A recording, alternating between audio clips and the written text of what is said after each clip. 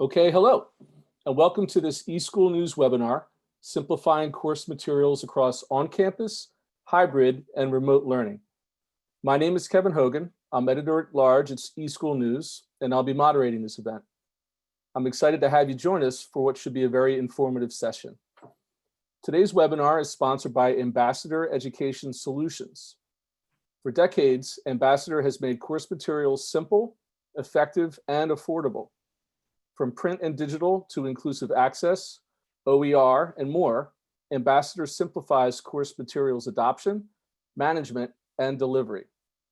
Ambassador's course materials platform, Rhoda, integrates with leading SIS, LMS, financial systems, ebook readers, publishers, and digital content platforms. Rhoda connects students with affordable course materials, streamlines operations for schools, and eases account management and reconciliation for publishers, all through one easy-to-use platform. Schools and publishers trust Ambassador to improve course materials accessibility, lower operational and financial risks, and deliver usage and cost transparency. Before I introduce our presenters, I'd like to take a minute to go over some features of the platform that we'll be using for this webinar. Today's event will be recorded, so you don't have to worry about missing a thing. Within a few days, you'll receive an email message that contains a link to the recorded webinar, along with a PDF of the slides. You can submit questions at any time during the presentation by clicking on the Q&A box. There will also be time at the end of the presentation for our speakers to address questions. There is also a chat function that you can launch by clicking on chat. Feel free to use this feature to contact someone from the eSchool News team if you have a technical question, but please don't use this feature to ask questions of the speakers themselves. If you have a question for them, you can use the Q&A box that I just mentioned. With these housekeeping items out of the way, let's get started with the presentation. Our presenters today are Bruce Schneider, VP of Business Engineering, and Kristen White, Senior Director of Business Development for Ambassador. And with no further ado, I'll hand it over to you folks. Thank you, Kevin. So thanks for joining us today. Our objective is to review some of the challenges to education brought by social distancing, more remote learning, and uncertainty for the future. Based on our experience working with many schools, we will explore ways institutions can simplify course material distribution programs and better adapt to these changes. There's been a lot of impact. COVID has had a lot of impact on higher education. Many institutions are still trying to figure out what they're doing for the fall. Even though we're in the fall, there's a lot changing their plans as we go forward. They're meeting a lot of those challenges with a mix of on-campus, online, and hybrid learning models, which for some schools is very new and causes a tremendous amount of disruption. And we know anything can change at any time. The thing is, we don't know if this is temporary or it's an indicator of how schools are going to be teaching and students will be learning in the future with more remote education. What we do know is there have been some studies done, and one of them was done by the American Association of Collegiate Registrars and Admissions Officers. And of those polled, 58% are considering or have already decided to remain fully online. So for some, that's a big, big change. 62% are considering decreasing or have already decreased their in-person courses. And 73% are considering increasing or have increased their online courses. So you can see this brings a lot of change.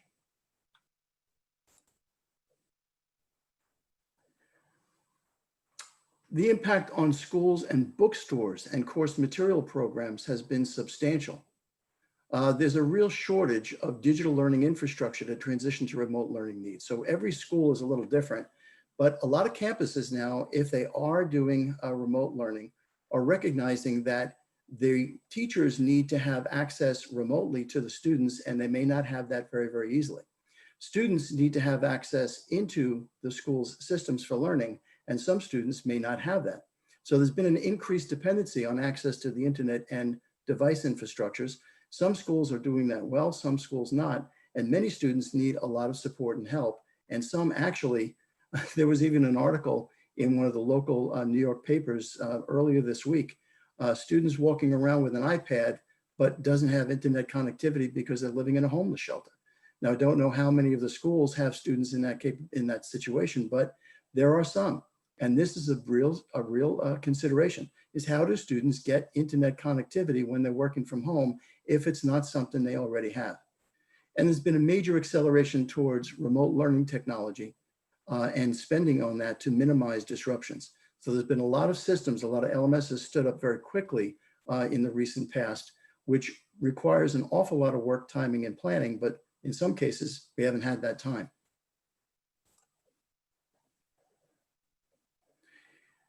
And at Ambassador, what we're seeing is an increased reliance on digital materials.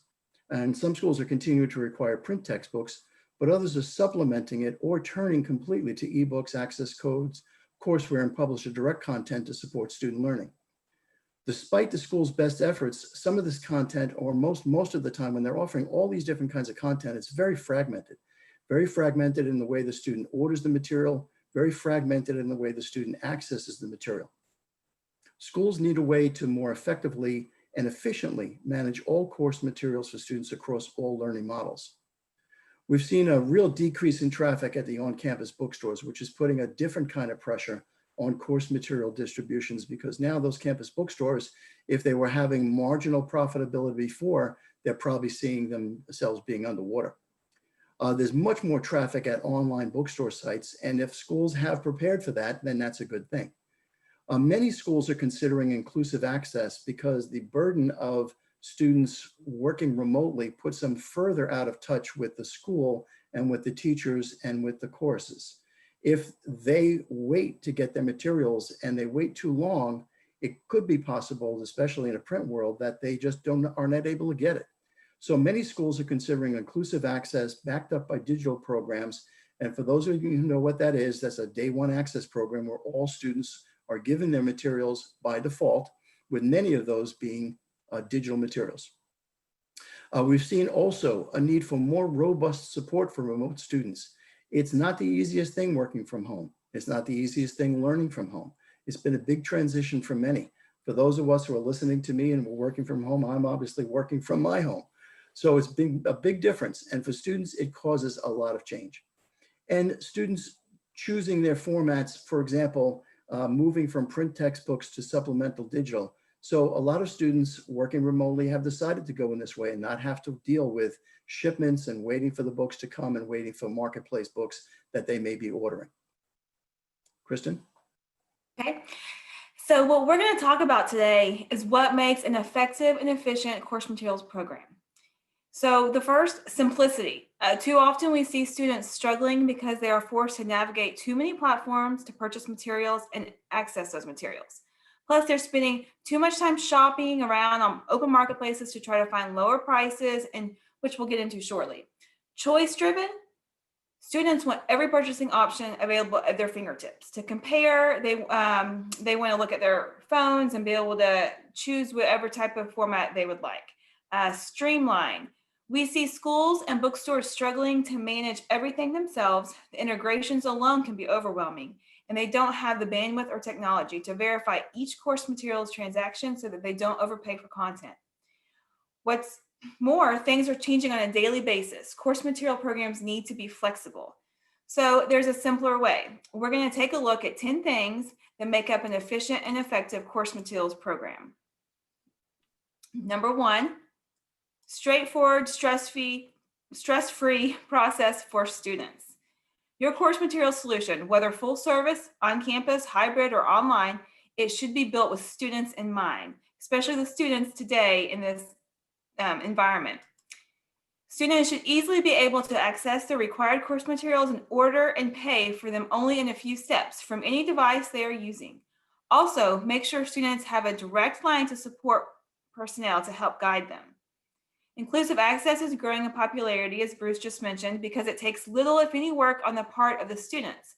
By simply being enrolled in a course, they automatically receive materials in time for the first day of class. Where inclusive access gets tricky is with the opt-out process. Make sure your opt-out process is easy for your students to understand and in compliance with the Department of Education regulations. We'll get into more detail on the opt-out later on in the deck. Number 2, affordable, consistent pricing. When course materials are easier and less expensive to students and to obtain, students will access them, strengthening student engagement and learning outcomes and success. There are a number of pricing considerations schools can put into place. For example, some of the pricing policies Ambassador has implemented include holding prices steady for an entire term so that students who purchase late are not penalized with higher prices, letting the school choose the student sale price, and also because everything comes from one channel, Ambassador, they save on pricing. They're not paying multiple shipping fees. We don't advise that students shop for materials through online marketplaces. It's confusing and times insensitive. The sites are not built around enrollment numbers, so quantities are unpredictable, they're limited, prices can change, and shipping usually tends to cost more because students can't get all of the materials from the exact same vendor. Number 3. That's you, Bruce. Thanks, Kristen. So equitable access. There's a lot of discussion about this. It's in the higher ed space, and it's also in the K-12 space, which we work with as well. It's become a big issue because, as we mentioned earlier, internet connectivity is not ubiquitous. There are people who don't have it, and they're forced to get it and figure it out, and sometimes they just can't. Getting devices, laptops, tablets, making certain that students have access to devices and internet connectivity to be able to reach their materials.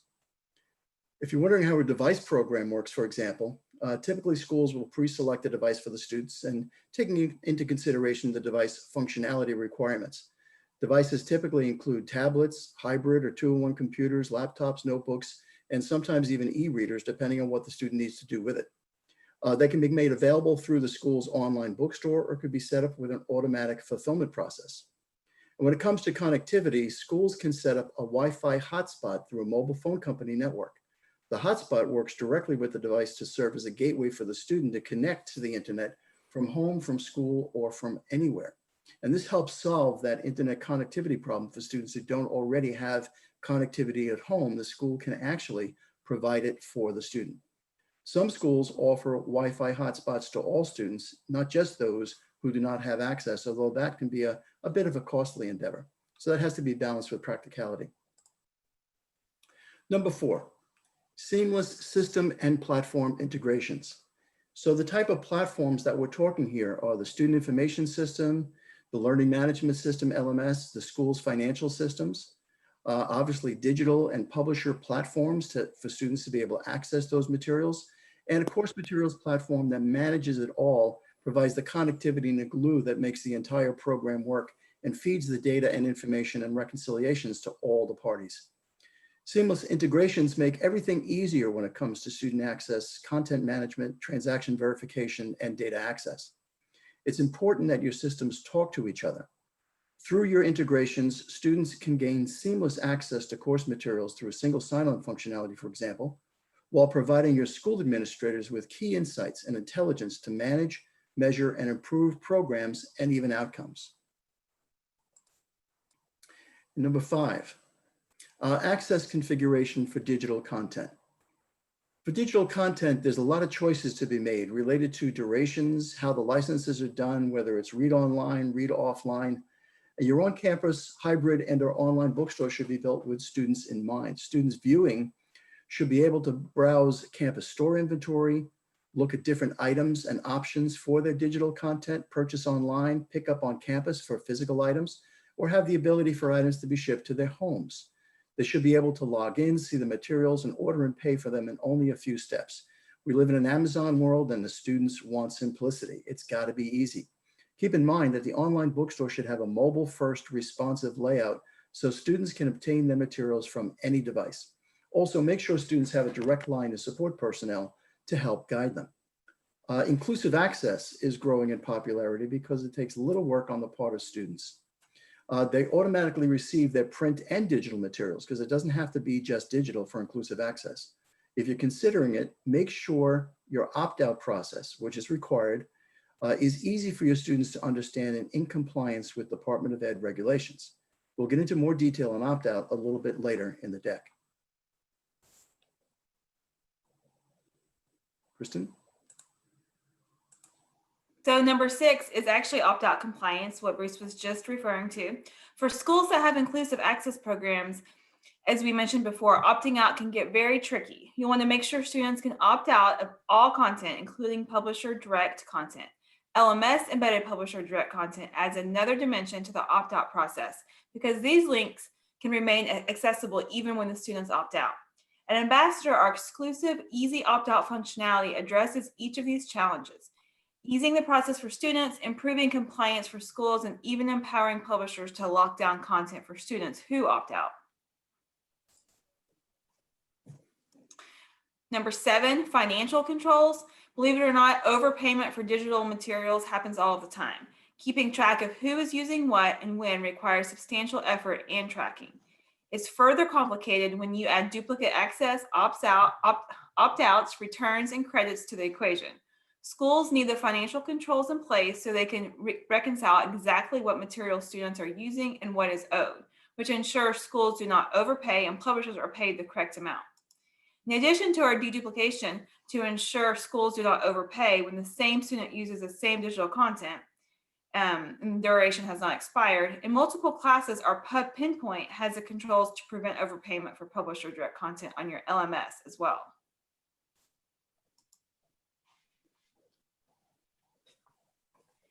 Number 8, simplified publisher workflows. The dynamics between schools and publishers continue to shift. While both need access to usage and transaction data to protect their own best interests, up until now, there has been a lot of guesswork when it comes to knowing exactly which students are using exactly which materials. Are schools overpaying and are publishers being accurately compensated? It's anyone's best guess. Recently, we've seen cases where publishers are limiting the services they provide to schools and students. Certain tiers of schools are not getting the full supply of publisher resources for account management and student services. You need to make sure that not only is your school getting the appropriate level of adoption, management, and delivery support, but that your students are getting what they need from the publishers too. For example, at Ambassador, we support our client schools on behalf of their publisher partners. This includes vetting book lists, checking availability, and more. Number 9, usage analytics. Being a data guy, this one's near and dear to my heart. So digital course materials are chock full of relevant, actionable analytics. Being able to find out which students are interfacing with the materials, which students are not, can be a tremendous benefit for your retention program. Not only that, when teachers are given this material, they can reach out to those students and give them the encouragement and target that encouragement to the students that really, really need it. While it might be overwhelming for schools to collect all of the data on their own from each and every publisher and content platform, this information can be extremely helpful when it comes to student intervention. For example, data which can correlate course material usage with grades and performance allows schools to see how effective are their digital programs where this information is being collected. You're able to compare campus to campus, program to program, even section to section of a course, and look at those engagement levels, those usage levels, and be able to identify those campuses, those programs, and even those teachers who are doing a really, really good job of getting their students engaged with materials.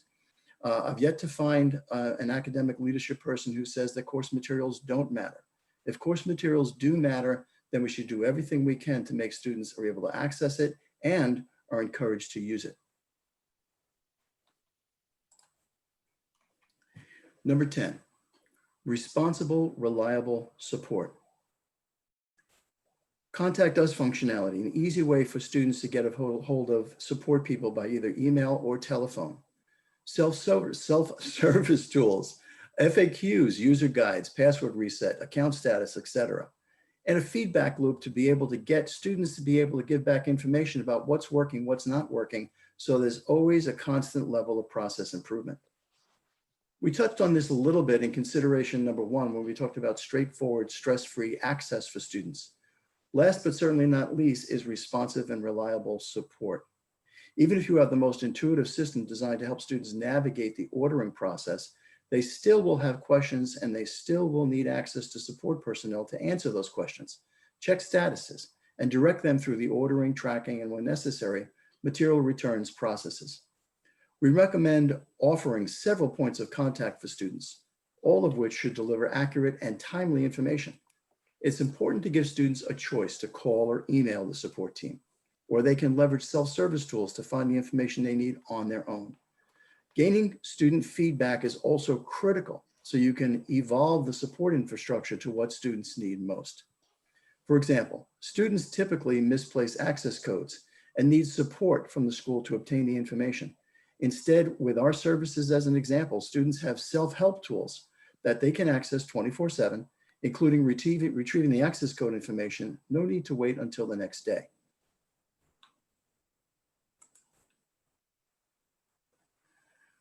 We hope these 10 considerations got you thinking about your own course materials programs and the processes and technologies that you can put in place and the way you can add and enhance those programs to simplify everything for you and your students.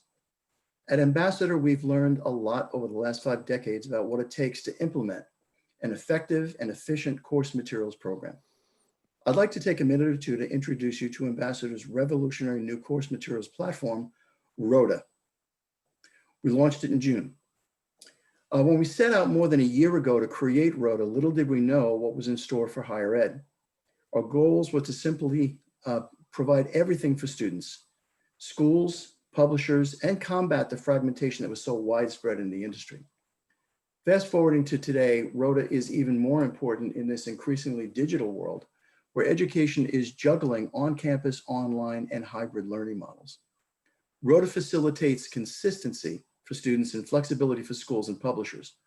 Rhoda is a one platform for everyone. For students, Rhoda simplifies access to affordable course materials, aggregates all content and applications, and delivers them through one easy-to-use course material platform. For schools, Rhoda streamlines course material operations and publisher relationships. Rhoda manages integrations, provides detailed usage and cost transparency, configures access to content based on duration, and handles all publisher-related issues, vetting of book lists, holding prices consistent, managing opt-out complexities, and more. For publishers, Rhoda eases the account management, integration, and reconciliation processes. Rhoda allows publishers to lock down content for students who opt out and provides verifiable data for all transactions so publishers are accurately compensated.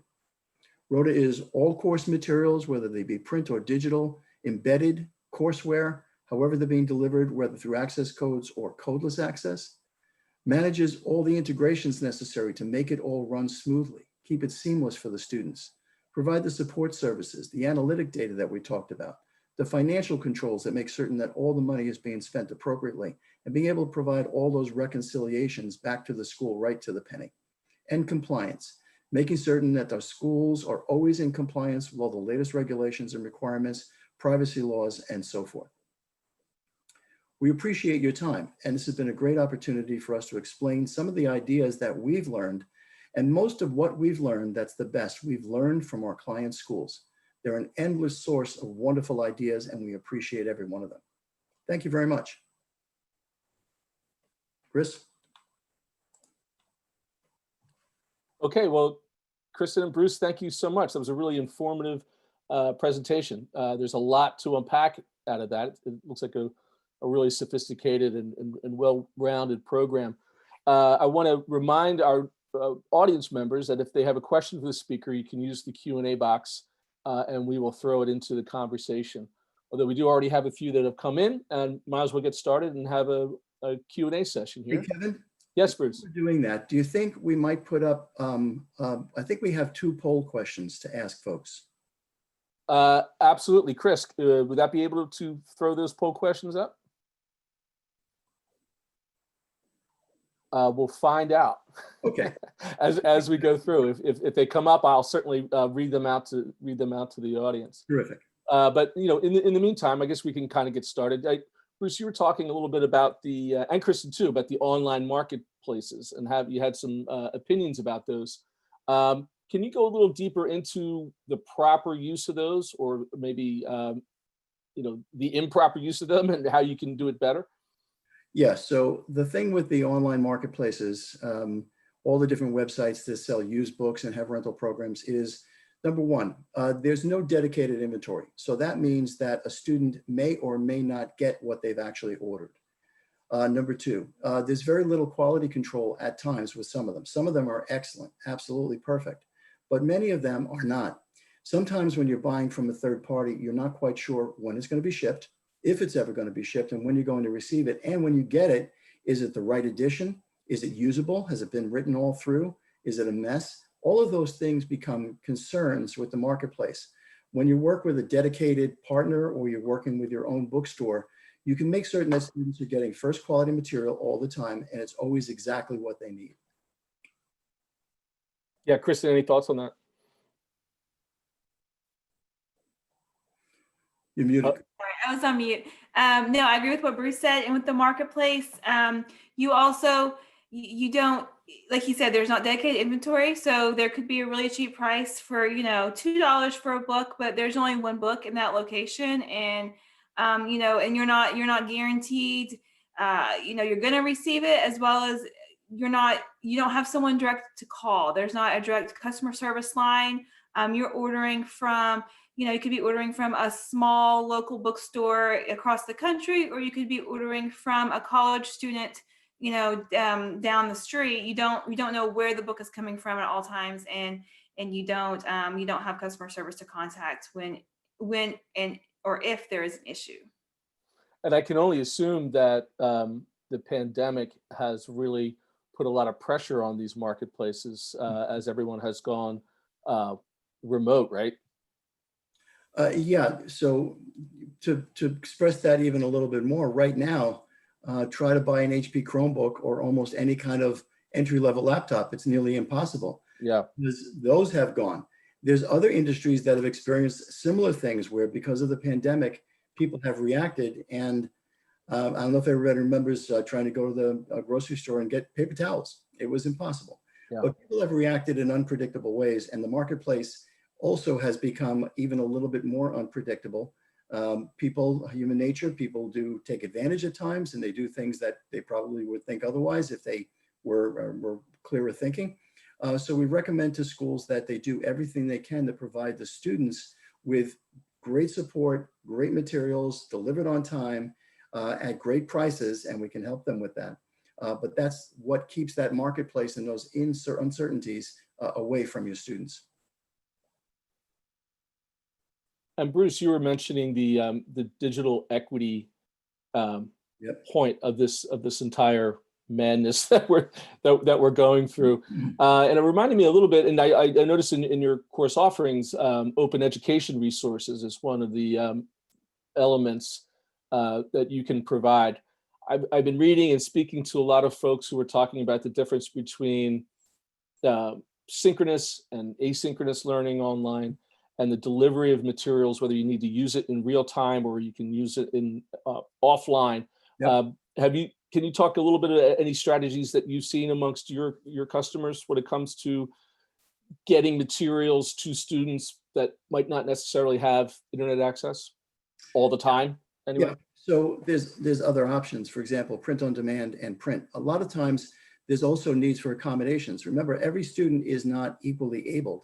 So for students that are covered by programs that try to help students that require accommodations, it's very important that the school be able to have sufficient quantities of print around for those students where normally they'd get a digital item, but if print works better for them, and that's an accommodation they need, being able to get that to the student in a timely fashion is very, very important.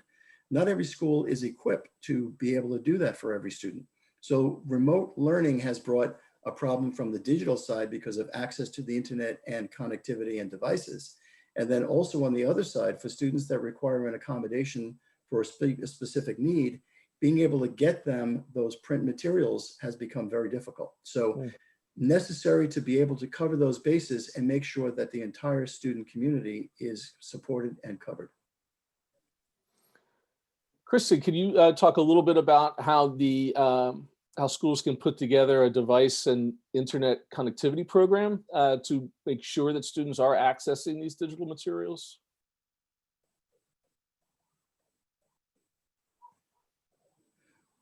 You're muted. Sorry.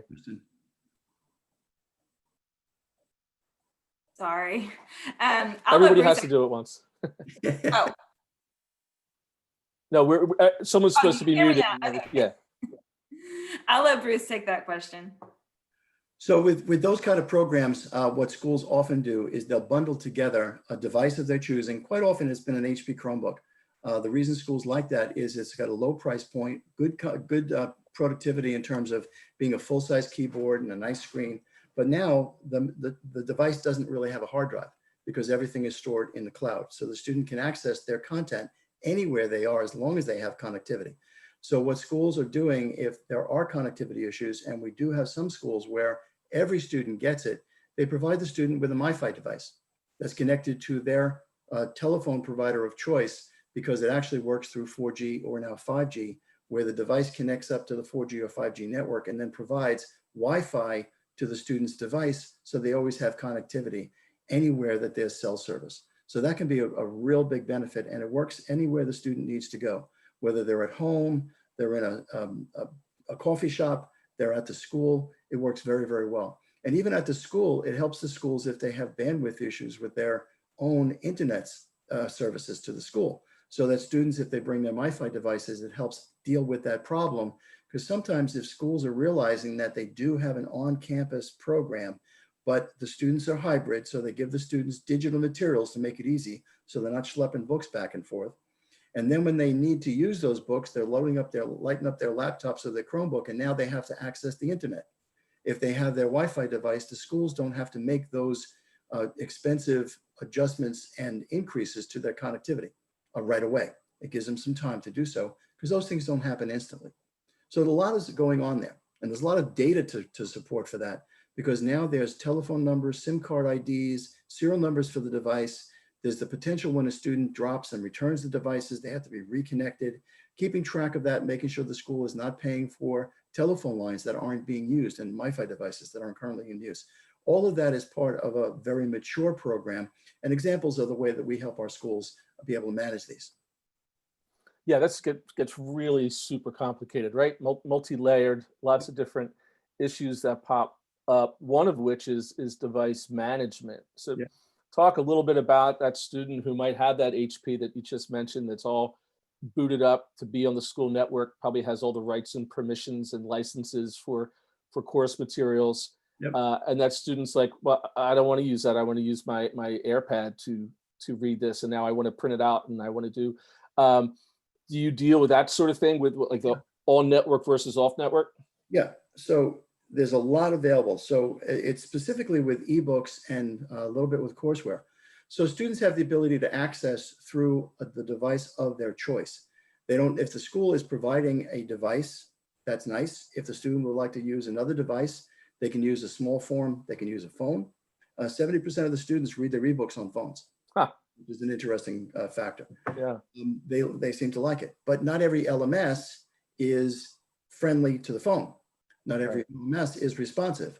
So if their ebooks and digital content is connected into the school's LMS, but the LMS is not friendly to digital, to a small form device, and the student still wants to read their materials, that's where Rhoda comes in, for example, because we provide students with another way to get into all of those digital materials without having to be linked in and bound to the LMS. So it's an interesting way to do that.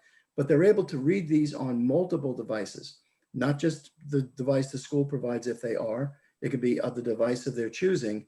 And with most of these programs, the student has the ability to add up to 2 mobile devices, 2 laptop devices, and then can also take them offline, add new devices. So they have access to all of that. So managing that is totally in the student's control. There's also a management layer to the HP Chromebook that schools don't necessarily want to have to deal with. So in that case, they may want to look at a small laptop. So those are available, those options as well. And then some schools go with an e-reader device, but an e-reader device typically does not have the ability for a student to create content. So if the student has to add in things, take quizzes, do self-assessments, write papers, an e-reader may not be the best device for a school to give to the student. They might want to look at something more full-featured with a full keyboard. Especially at the higher ed level, right? I mean, you're going to want to see a lot more interactivity between the student and the professor. Yeah, and we often find in higher ed, depending upon whether it's undergrad or graduate, there can be a difference there too, in terms of the device that the school gives the student. Yeah. One of the points in your presentation revolved around customer service, and I think that's another aspect that has really become important in the past 7 or 8 months. A lot of the other companies that I've spoken to is like, we're no longer an ed tech company, we're a customer service company, with a number of schools and universities who were calling up and saying, help us. Is that the experience that you folks had at Ambassador? Yeah, so everybody's been trying to adjust really quick, and a lot of schools have already. So in the for-profit sector, for example, where we have a number of schools, the for-profit sector were already working with a lot of remote learning, a lot of online programs. So for them, transitioning to online remote learning wasn't that big a challenge. For the traditional 2-year, 4-year community college schools, traditional 4-year schools, graduate programs, where they were primarily on campus, they've had the most significant challenge, especially with some of them having to stand up an LMS over the summer and get that together, get everyone to get that content into the LMS so students can access it from home, being able to get the teachers trained, being able to get devices if they're providing devices to students, learning all of that, managing it, and figuring out how do they determine whether students are doing their assignments and so forth. All of that's become very, very difficult. So they've turned to ed tech companies, they turned to distributors to help them figure that out. We've done a lot of that over the past, over the summer and over the past few months as well, and starting all the way back in March. Can you talk a little bit about any innovations that you've seen spring out of this response to the pandemic? I mean, you're working with schools who were using Rhoda, and maybe it came around late spring where someone was doing something that was not intended to be in the first place, but you're now going to bake it into future versions. Yeah, so some of our schools make it a real habit to be training their teachers on how to identify students who are having trouble, and having trouble as identified by not doing well on exams, not doing well on quizzes, not doing the self-assessments. But the trick to this, and also not reading their digital materials, is to get these to these students early on before they fall so far behind. So what schools are doing, especially with remote learning environments, is learning how to use data in a new way, and learning to use data they never had access to before. Then being able to take that data and translate it into action so that support teams and teachers are able to reach out to students that are having trouble and struggling, so they don't become just another drop.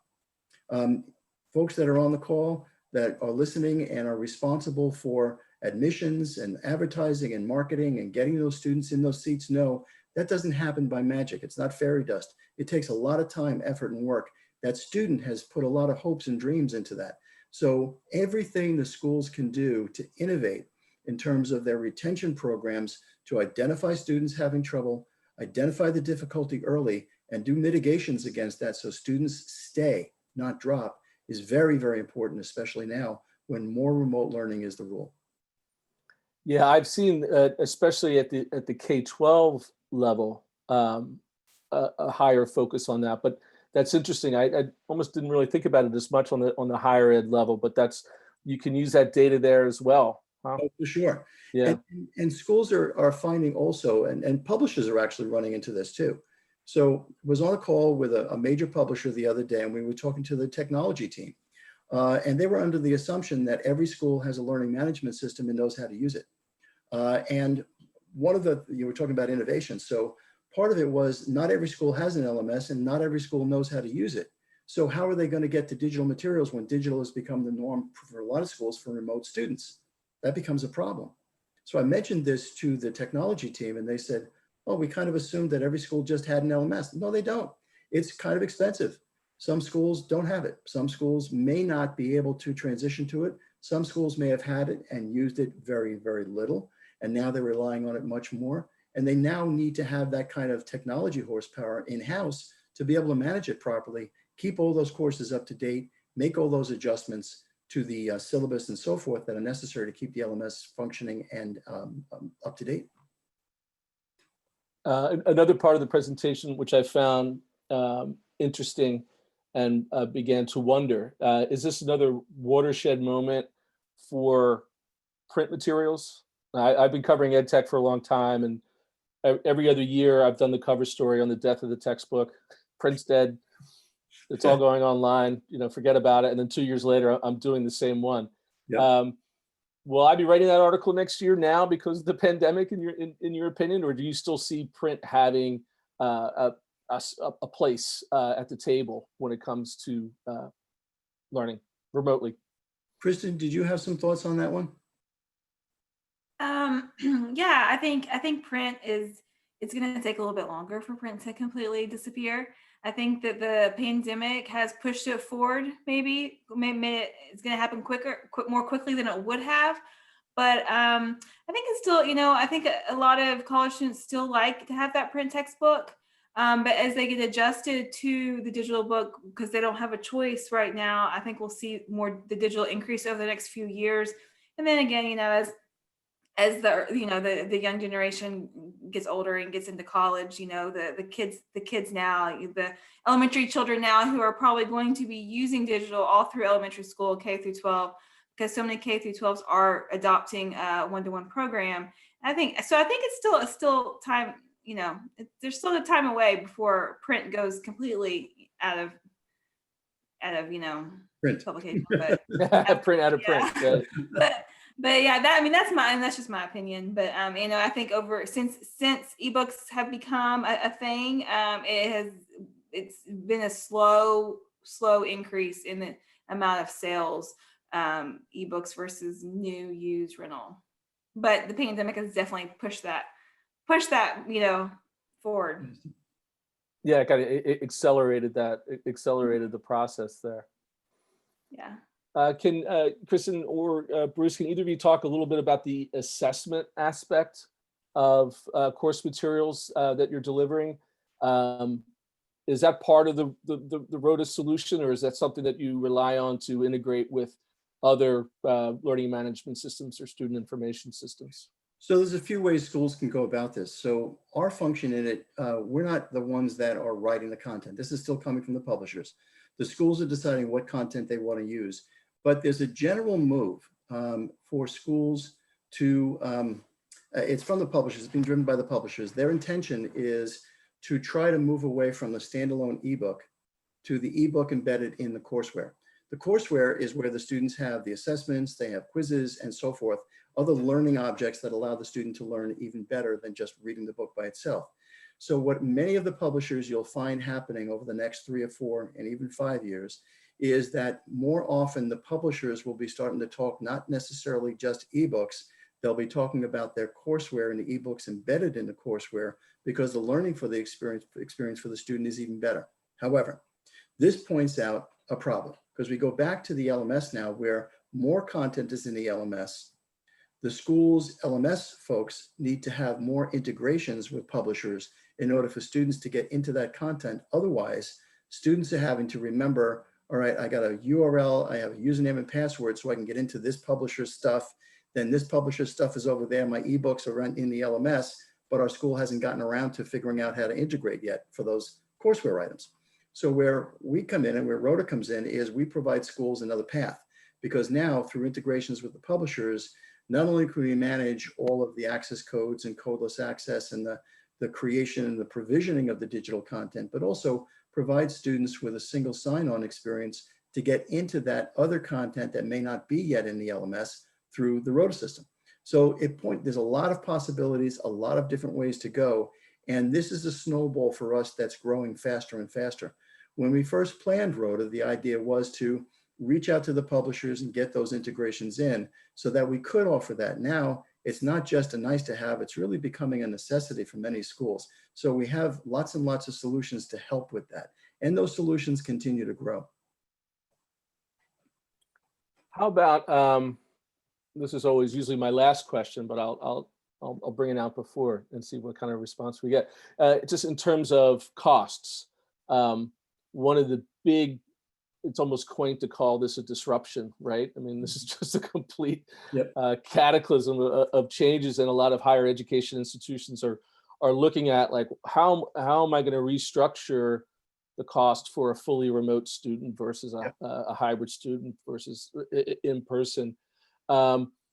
Any sort of tea leaves that either of you can read about what's going to happen in the future with this, and how that affects your business model and how it affects the delivery of courseware? Kristen, do you have some comments about inclusive access and what that's doing for schools in this way? I'll let you take that. Okay. It's right up your alley. We can backfill. I'll do the play-by-play. You can do the color and add the details. So Kevin, what a lot of schools are looking at is ways that they can make it cheaper for the students so that they can consider making the materials available as part of either a course material fee per course or blended in with tuition. And these are not just small schools. We're talking about large schools.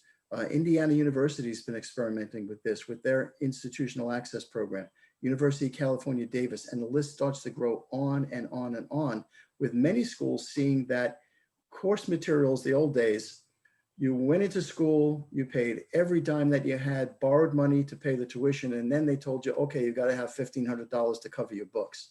So what does everybody do? It's either I'm going to eat or I'm going to get my books, so I'm going to eat. And then I'll figure out books if I absolutely need it. That model doesn't make sense anymore. It's an old model. It's out of date. Schools are realizing that they need to be responsible for helping that student get through the course with all different ways of support, including helping them get great pricing on materials and making it very, very affordable. So schools are partnering with publishers, and that's where inclusive access comes in, because now it's a partnership between the school, the publisher, and the student to be able to make certain that students are able to get their materials at the lowest possible price, not list price minus a little bit of discount. We're talking extremely substantial discounts where then the school's able to actually say to the student, you know what, we're going to give you all the materials you need. Each course you're going to pay X amount of dollars towards materials, or we're going to include it in tuition, and we bumped up to tuition a small amount to cover it. When schools are taking that model and taking that level of responsibility as a partnership with their students, there's been tremendous results. Inclusive access, day one access programs are leading to improvements in retention and improvements in outcomes because every student has the materials. But as we mentioned, you need to provide the student with the opportunity to opt out so that they have an easy way to say no, thank you. And then if they say no, thank you, the money that would have been earmarked towards the materials for that student needs to be provided to the student so they can get those materials themselves elsewhere. Very few students opt out. We've seen 1% to 2% the most. And then half of them end up coming back when they realize the materials are not available elsewhere. You brought up courseware before. Much of the courseware becomes part of the student's grade, so the student can't opt out of the courseware, because there are some things where when the regulations were put in the Federal Register, they recognize there are certain materials where the student, if they opt out of them and don't get them, they're going to fail the class because they're part of the class. So that is part of the consideration as well. So all of these things come into play, and schools are seeing that these inclusive access programs are really, really helping out. Great. That's reassuring, actually, when you look at all the craziness that's going on, that there is kind of a pathway out. We had a question come in from the audience. Are the textbooks and resources available across semesters and or courses? Like, give us a little breakdown on how the materials are presented. Well, for ebooks, for example, for textbooks, the student buys it, they have it, done deal. Print on demand, the student buys it, has it, it's printed, they have it forever. With digital material, there's license durations.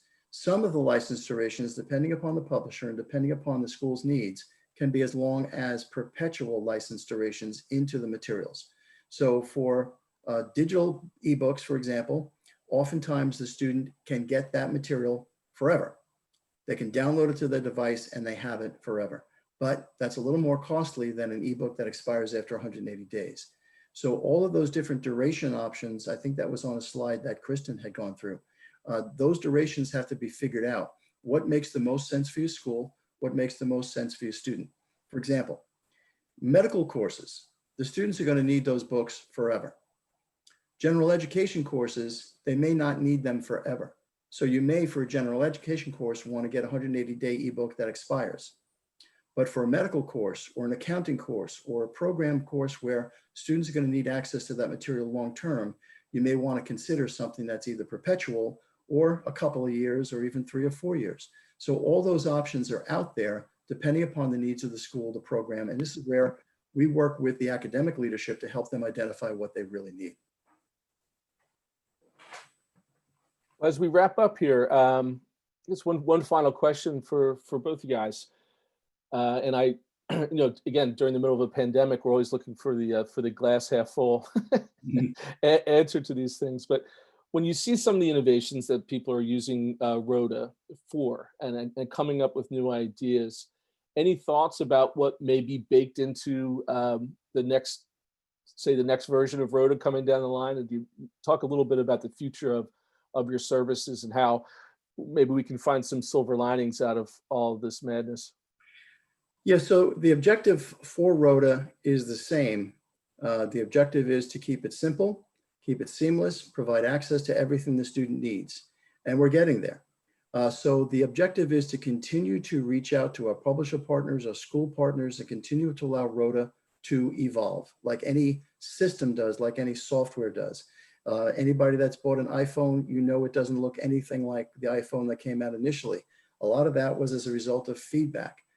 Support from users, and then creative and innovative people coming up with new ideas and new ways things can be presented, new interfaces. So all of that is part of the roadmap for Rhoda. And as I mentioned earlier, the best things that we do as a company in supporting our client schools and the best features within our systems came to us as a result of schools asking for them. So as we continue down this path, we're looking for our schools to say, hey, can you do this? Sometimes it's not today, but it's something which we will put on the roadmap and we will have it in short order. And those are how we've grown and evolved as a company and why we feel we have a technology lead over some of our competitors, because we spend a lot of time listening to our clients and listening to what they need. And the idea is if school A needs it, school B can probably use it. Great. Kristen, any final thoughts?